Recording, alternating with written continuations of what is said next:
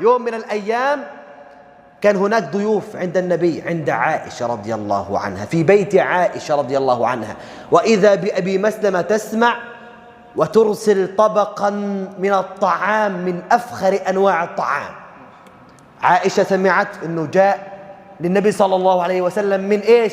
من أم سلمة طعام. قالت أكيد، حتى تثبت أم سلمة إنها ماهرة في إعداد الطعام، بدها تخلي الضيوف يتذوقوا هذا الطعام حتى تبين إنه هي ماهرة، وأنا بثبت لك يا رسول الله إنه أنا فنانة في إعداد الطعام.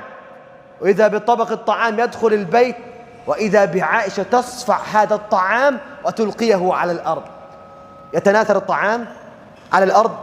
ماذا فعل النبي في القصة المشهورة؟ قام النبي ينام بإيش؟ بجمع الطعام، التقاط